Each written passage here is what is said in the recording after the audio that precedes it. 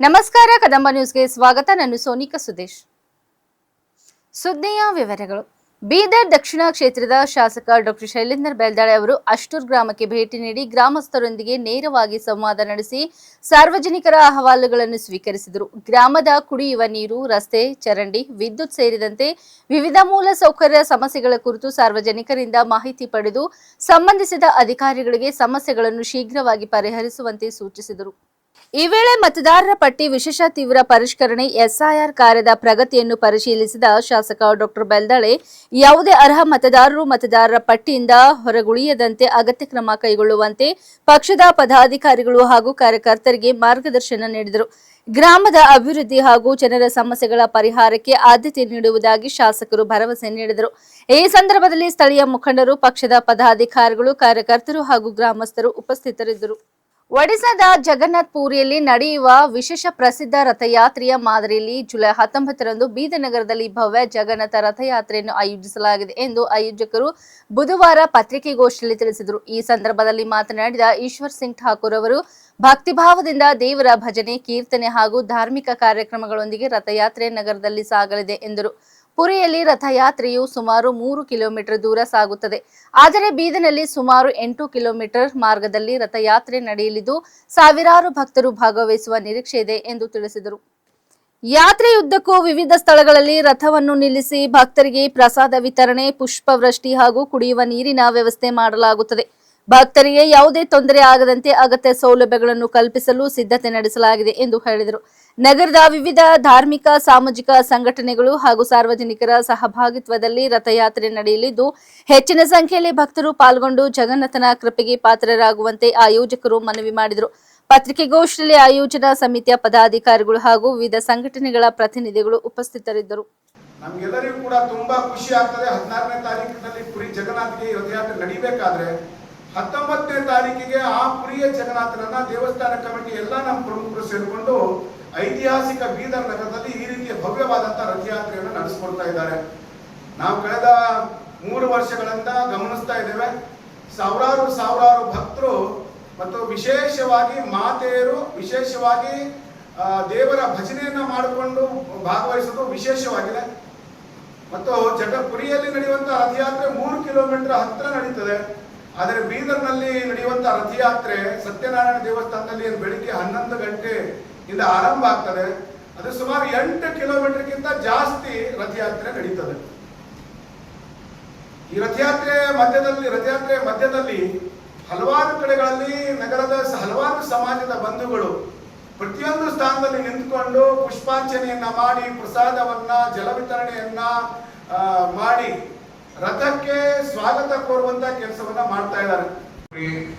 ಏನು ದೇವಸ್ಥಾನ ಇದೆ ಪುರಿಯಲ್ಲಿ, ಅಲ್ಲಿ ಒಂದು ಭವ್ಯವಾದ ಮೆರವಣಿಗೆ ಕಾರ್ಯಕ್ರಮ ನಡೀತದೆ. ಅದನ್ನ ಪುರಿನೇ ನಾವು ಬೀದರ್ಗೆ ತಂದಂಗೆ ಹೇಳ್ಬೇಕಾದ್ರೆ, ಜಗನ್ನಾಥ ಪುರಿ ದೇವಸ್ಥಾನದ ಜಗನ್ನಾಥನನ್ನ ನಾವು ಬೀದರ್ನಲ್ಲಿ ಸ್ಥಾಪನೆ ಮಾಡಿ 3 ವರ್ಷ ಆಗಿದೆ. 3 ವರ್ಷದಿಂದ ಇದು ರಥಯಾತ್ರೆ ತುಂಬಾ ವಿಜೃಂಭಣೆಯಿಂದ ಆಚರಿಸ್ಕೊಂಡು ಬರ್ತಾ ಇದ್ದೀವಿ. ಅದಕ್ಕೆ ಬೀದರಿನ ಎಲ್ಲ ನಾಗರಿಕರು ಈ ಕಾರ್ಯಕ್ರಮದಲ್ಲಿ ಭಾಗವಹಿಸ್ತಾರೆ. ಆ ನಿಟ್ಟಿನಲ್ಲಿ ಒಂದು ವಿಶೇಷ ಮನವಿ ಅಂದರೆ ಪತ್ರಕರ್ತರಿಗೆ ಹಾಗೂ ಮೀಡಿಯಾದವರಿಗೆ ಎಲ್ಲರಿಗೂ ಈ ಕಾರ್ಯಕ್ರಮದ ಒಂದು ವಿಶೇಷತೆ ಹಾಗೂ ಇದ್ರ ಬಗ್ಗೆ ಒಂದು ಆರ್ಟಿಕಲ್ ಅನ್ನ ಪ್ರಿಂಟ್ ಮಾಡಿ ಎಲ್ಲ ಪ್ರೆಸ್ ಅಂಡ್ ಮೀಡಿಯಾನಲ್ಲಿ ಬಂತು ಅಂದರೆ ಈ ಕಾರ್ಯಕ್ರಮದಾಗೆ ಹೆಚ್ಚಿನ ಜನ ಭಾಗವಹಿಸಿ ಈ ಕಾರ್ಯಕ್ರಮ ಯಶಸ್ವಿಗೊಳಿಸಲಿಕ್ಕೆ ತಮ್ಮಲ್ಲಿ ಒಂದು ಕಳಕಳಿ ಮನವಿ. ಒಂದು ಯಾವುದೇ ಒಂದು ಧಾರ್ಮಿಕ ಉತ್ಸವ ಯಾವ ರೀತಿ ನಡೀಬೇಕಂದ್ರೆ ಒಂದು ವಿಶೇಷ ಈ ಜಗನ್ನಾಥ ಏನು ಟೆಂಪಲ್ದ ಏನು ಜೋಶಿ ಇದ್ದಾರೆ, ಆ ಟೆಂಪಲ್ ಹೇಗೆ ಕನ್ಸ್ಟ್ರಕ್ಷನ್ ಆಗ್ತಾ ಇದೆ, ಯಾವ ರೀತಿ ನಡೀತಾ ಇದೆ ಅಂತ ಒಂಥರ ವಿಸ್ಮಯ ಅನಿಸ್ತದೆ. ಒಂದು 3 ವರ್ಷದಲ್ಲಿ ಒಂದು ದೊಡ್ಡ ಭವ್ಯ ಒಂದು ಸ್ಮಾರಕ ಆಗಿ ನಿರ್ಮಾಣ ಆಗಿದೆ. ಅದಕ್ಕೆ ಎಲ್ಲ ಭಕ್ತರ ಕೊಡುಗೆ, ಭಕ್ತರ ಒಂದು ಅದ್ರ ಮೇಲಿಂದ ಒಂದು ವಿಶ್ವಾಸ, ಒಂದು ನೆನೆಸ್ಕೋಬೇಕಂತ ಒಂದು ವ್ಯವಸ್ಥೆ ಇದೆ ಅಂತ ಹೇಳಿಕ್ ಬಯಸ್ತೀನಿ. ಪ್ರತಿ ಭಾನುವಾರ ಅಲ್ಲಿ ಸತ್ಸಂಗ ನಡೀತದೆ. ಸಂಜೆ ಟೈಮ್ನಾಗೆ ಭಗವದ್ಗೀತೆ ಬಗ್ಗೆದಾಗೆ ಸಾಕಷ್ಟು ವಿಶೇಷ ಉಪನ್ಯಾಸಗಳು ನಡೀತವೆ, ಭಜನೆ ಕಾರ್ಯಕ್ರಮ ಇರ್ತದೆ. ಅದಕ್ಕೆ ಎಲ್ಲ ಬೀದರ್ನ ಭಕ್ತರಲ್ಲಿ ಇನ್ನೊಂದು ವಿಶೇಷ ಮನವಿ ಅಂದರೆ ಪ್ರತಿ ಸಂಡೇನೂ ಆ ನೀಲಾಚಲ ಧಾಮಕ್ಕೆ ತಾವೆಲ್ಲ ಬಂದು ಜಗನ್ನಾಥನ ದರ್ಶನ ತಗೋಬೇಕು ಅಂತ ಹೇಳ್ತಾ, ಈ ಒಂದು ರಥಯಾತ್ರೆಯಲ್ಲಿ ಹೆಚ್ಚಿನ ಸಂಖ್ಯೆಯಲ್ಲಿ ಭಾಗವಹಿಸಿ ಈ ರಥಯಾತ್ರೆಗೆ ಒಂದು ಶೋಭಾಯಾತ್ರೆಗೆ ಒಂದು ತಮ್ಮೆಲ್ಲರ ಸಹಕಾರ, ತಮ್ಮೆಲ್ಲರ ಒಂದು ಭಕ್ತಿ ಭಾವದಿಂದ ಅದರಲ್ಲಿ ಮಿಂದ ಹೇಳ್ಬೇಕಂತ ಹೇಳಕ್ಕೆ ಒಂದು ಕರೆ ಕೊಡ್ತಾ ಇದ್ದೀನಿ. ಅದಕ್ಕೆ ಎಲ್ಲ ಬೀದರ್ ಭಕ್ತರು, ಬೀದರಲ್ಲದೆ ಇವನ್ ಕಲಬುರಗಿ, ಬಸವ ಕಲ್ಯಾಣ, ಅವರಾದ ಎಲ್ಲ ಕಡೆ ಜನರು ಬರ್ತಾರೆ. ಒಂದು ಭವ್ಯವಾದ ಒಂದು ಯಾತ್ರೆ ನಡೀತದೆ. ಅದಕ್ಕೆಲ್ಲರೂ ಭಾಗವಹಿಸ್ಬೇಕಂತ ಹೇಳ್ಕೊಂತ ಹೇಳುವ ಒಂದು ಕಳಕಳೆ ಮನವಿ. ಎಲ್ಲ ಬೀದರ್ ಸಂಪರ್ಕರು ಅದರಲ್ಲಿ ಭಾಗವಹಿಸ್ಬೇಕಂತ ಕೇಳ್ತೇನೆ. ಮತದಾರರ ಪಟ್ಟಿಯ ವಿಶೇಷ ಸಮಗ್ರ ಪರಿಷ್ಕರಣೆ ಎಸ್ಐಆರ್ ಕುರಿತು ಸಾರ್ವಜನಿಕರಲ್ಲಿ ಜಾಗೃತಿ ಮೂಡಿಸುವ ಉದ್ದೇಶದಿಂದ ಬುಧವಾರ ಬೀದರ್ ನಗರದ ಬರಿಚಾಯಿ ಉದ್ಯಾನವನದಿಂದ ವಿವಿಧ ಪ್ರಮುಖ ರಸ್ತೆಗಳಲ್ಲಿ ಸೈಕಲ್ ಹಾಗೂ ನಡಿಗೆ ಜಾಗೃತಿ ಜಾಥಾ ಆಯೋಜಿಸಲಾಯಿತು. ಮುಖ್ಯ ಕಾರ್ಯನಿರ್ವಾಹಕ ಅಧಿಕಾರಿ ಡಾಕ್ಟರ್ ಗಿರೀಶ್ ದಿಲೀಪ್ ಬದೋಲೆ ಹಾಗೂ ಮಹಾನಗರ ಪಾಲಿಕೆ ಆಯುಕ್ತ ಮುಕುಲ್ ಜೈನ್ ಜಾಥಾಕ್ಕೆ ಚಾಲನೆ ನೀಡಿದರು. ಬಳಿಕ ಜಿಲ್ಲಾಧಿಕಾರಿ ಶಿಲ್ಪಾ ಶರ್ಮಾ ಅವರು ಬೀದರ್ ಕೋಟೆ ಆವರಣದಲ್ಲಿ ಎಸ್ಐಆರ್ ಕುರಿತು ಮಾಹಿತಿ ನೀಡಿದರು. ಜಾಥಾದಲ್ಲಿ ರಾಜ್ಯ ಮಟ್ಟದ ಮಾಸ್ಟರ್ ಟ್ರೈನರ್ ಡಾಕ್ಟರ್ ಗೌತಮ್ ಅರಳಿ, ಹೆಚ್ಚುವರಿ ಪೊಲೀಸ್ ವರಿಷ್ಠಾಧಿಕಾರಿ ಚಂದ್ರಕಾಂತ್ ಪೂಜಾರಿ, ಅಲ್ಪಸಂಖ್ಯಾತರ ಕಲ್ಯಾಣ ಇಲಾಖೆ ಅಧಿಕಾರಿ ಬಲರಾಮ್, ಸಂತೋಷ್ ಮಾಕಾ ಹಾಗೂ ಮಹಾನಗರ ಪಾಲಿಕೆ ಅಧಿಕಾರಿಗಳು ಮತ್ತು ಸಿಬ್ಬಂದಿ ಭಾಗವಹಿಸಿದರು. ಕಲಬುರಗಿ ಕೇಂದ್ರ ಕಾರಾಗೃಹದಿಂದ 3 ಖೈದಿಗಳು ಪರಾರಿಯಾಗಿದ್ದ ಪ್ರಕರಣಕ್ಕೆ ಸಂಬಂಧಿಸಿದಂತೆ ಇಂದು ಬುಧವಾರ ಮಹತ್ವದ ಬೆಳವಣಿಗೆ ನಡೆದಿದೆ. ನಿನ್ನೆಯಷ್ಟೇ ಪರಾರಿಯಾಗಿದ್ದ ಆರೋಪಿಯನ್ನು ಅರೆಸ್ಟ್ ಮಾಡುವಾಗ ಹಲ್ಲೆಗೆ ಯತ್ನಿಸಿದ್ದು, ಈ ವೇಳೆ ಪೊಲೀಸರು ಫೈರಿಂಗ್ ಮಾಡಿದ್ದಾರೆ.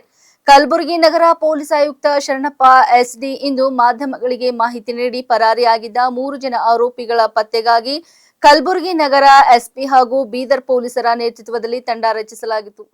ಅದರಂತೆ ಸಂತೋಷ್ ಎಂಬ ಖೈದಿ ಕಪ್ನೂರ್ ಇಂಡಸ್ಟ್ರಿಯಲ್ ಏರಿಯಾದಲ್ಲಿ ಇರುವ ಖಚಿತ ಮಾಹಿತಿ ಸಿಕ್ಕಿದೆ.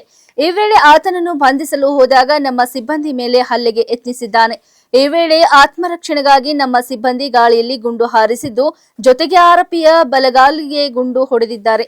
ಪರಾರಿಯಾದ ಇನ್ನೊಬ್ಬರು ಖೈದಿಗಳಿಗಾಗಿ ಹುಡುಕಾಟ ಮುಂದುವರೆದಿದೆ ಎಂದು ತಿಳಿಸಿದ್ದಾರೆ. ಗಾಯಗೊಂಡ ಪೊಲೀಸ್ ಸಿಬ್ಬಂದಿ ಹಾಗೂ ಗಾಯಗೊಂಡ ಖೈದಿಯನ್ನು ಸರ್ಕಾರಿ ಆಸ್ಪತ್ರೆಗೆ ದಾಖಲಿಸಲಾಗಿದ್ದು, ಇಬ್ಬರ ಆರೋಗ್ಯ ಸ್ಥಿರವಾಗಿದೆ. ಪೊಲೀಸ್ ಸಿಬ್ಬಂದಿಯ ಮೇಲೆ ಹಲ್ಲೆಗೆ ಸಂಬಂಧಿಸಿ ಪ್ರತ್ಯೇಕ ಪ್ರಕರಣ ದಾಖಲಿಸಿಕೊಂಡು ತನಿಖೆ ನಡೆಸಲಾಗುತ್ತಿದೆ ಎಂದು ತಿಳಿಸಿದ್ದಾರೆ. ಇದಕ್ಕೂ ಮುನ್ನ ಆಸ್ಪತ್ರೆಗೆ ಭೇಟಿ ನೀಡಿ ಘಟನೆಯಲ್ಲಿ ಗಾಯಗೊಂಡ ಪೇದೆ ಹಾಗೂ ಆರೋಪಿಯ ಆರೋಗ್ಯ ವಿಚಾರಣೆ ಮಾಡಿದ್ದಾರೆ. ಘಟನೆಯಲ್ಲಿ ಇಬ್ಬರು ಪೇದೆಗಳು ಗಾಯಗೊಂಡಿದ್ದಾರೆ. ಗಾಯಗೊಂಡ ಖೈದಿ ಸಂತೋಷ್ ಹಾಗೂ ಪೊಲೀಸರನ್ನು ಕಲಬುರಗಿ ಜಿಮ್ಸ್ ಆಸ್ಪತ್ರೆಯ ಟ್ರಾಮಾ ಸೆಂಟರ್ನಲ್ಲಿ ದಾಖಲಿಸಲಾಗಿದ್ದು ಚಿಕಿತ್ಸೆ ಪಡೆಯುತ್ತಿದ್ದಾರೆ.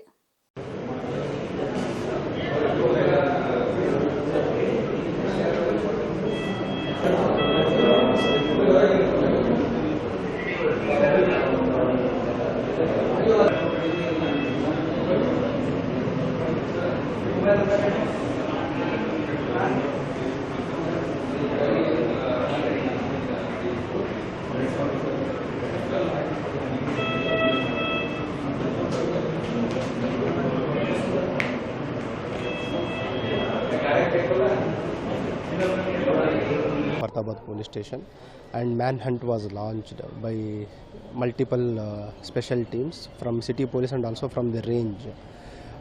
Today morning a credible information was received by a team led by Fartabad inspector that one suspect is moving near Humnabad Ring Road industrial area. When the team went there and they found the suspect, one of the convicted prisoner, and when they insisted him to surrender, he assaulted our police staff, in which 2 staff are injured, and in self-defense police has opened fire and injured his right leg.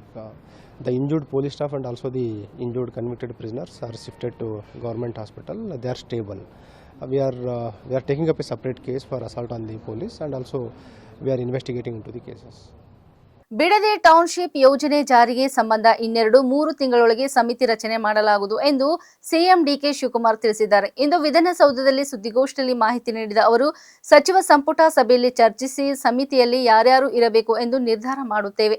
ನನಗೆ Bidadi township ಯೋಜನೆ ಜಾರಿಗೆ ತರುವ ತಾರತುರಿಯಲ್ಲ. ಶಾಸಕರು, ಅಧಿಕಾರಿಗಳು ಅಥವಾ ನಿವೃತ್ತ ನ್ಯಾಯಾಧೀಶರು ಸಮಿತಿಯಲ್ಲಿರಬೇಕು ಎಂದು ತೀರ್ಮಾನ ಮಾಡುತ್ತೇವೆ. ಅವರು ನೀಡಿದ ವರದಿ ಆಧಾರದ ಮೇಲೆ ಮುಂದುವರಿಯುತ್ತೇವೆ ಎಂದು ತಿಳಿಸಿದರು. ಬಿಡದಿ ಟೌನ್ಶಿಪ್ ಯೋಜನೆ ಮಾಡುವ ಯಾವುದೇ ಉದ್ದೇಶ ನನಗಿಲ್ಲ. ಇದು ನನ್ನ ಯೋಜನೆ ಅಲ್ಲ. 2006ರಲ್ಲಿ ಎಚ್.ಡಿ. ಕುಮಾರಸ್ವಾಮಿ, ಬಿ.ಎಸ್. ಯಡಿಯೂರಪ್ಪನವರು ಅಧಿಕಾರದಲ್ಲಿದ್ದಾಗ ಆರಂಭಿಸಿದ್ದು, ಅದನ್ನು ನಾನು ಇಂದು ಮುಂದುವರಿಸಿಕೊಂಡು ಹೋಗುತ್ತಿದ್ದೇನೆ ಅಷ್ಟೇ. ರೈತರ ಜಮೀನನ್ನು ಖಂಡಿತ ಬಲವಂತವಾಗಿ ಕಿತ್ತುಕೊಳ್ಳುವುದಿಲ್ಲ. ಅವರು ಸ್ವ ಇಚ್ಛೆಯಿಂದ ನೀಡಿದರೆ ಮಾತ್ರ ಮುಂದುವರಿಸುತ್ತೇವೆ. ಸಮಿತಿಯಲ್ಲೇ ತೀರ್ಮಾನ ಮಾಡುತ್ತೇವೆ.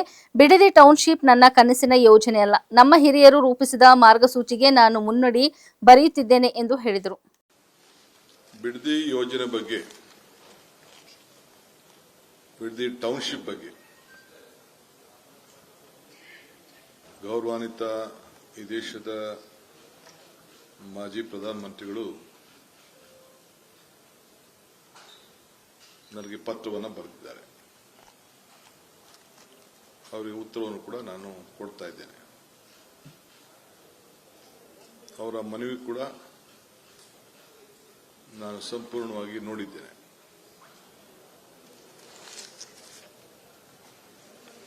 ಏನು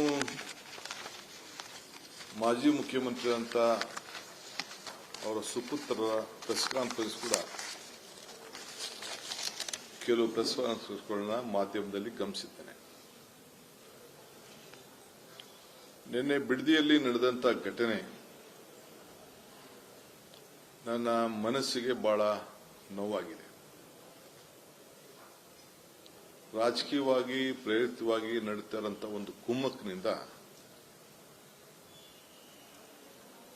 ನಮ್ಮ ಅಧಿಕಾರಿಗಳಿಗೆ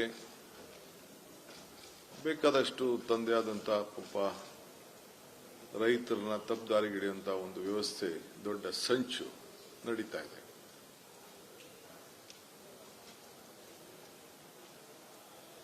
ಎಲ್ಲರ ಮನಸ್ಸಿಗೆ ನೋವುಂಟು ಮಾಡೋದು ನನ್ನ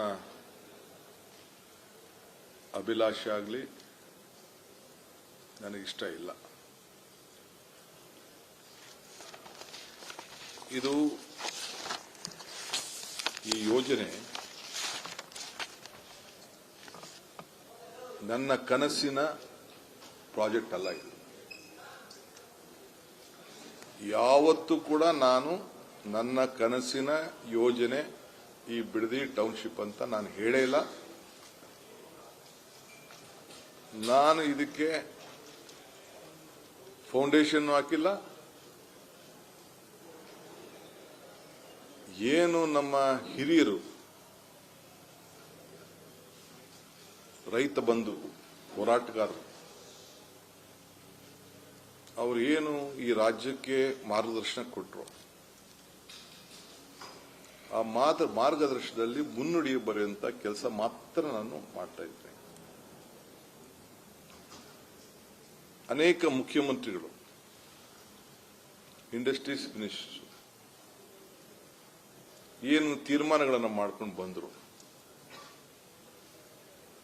ಅದನ್ನು ನಾನು ಮುಂದುವರಿಸಿ ಅಂತ ಹೇಳಿದ್ದೇನೆ.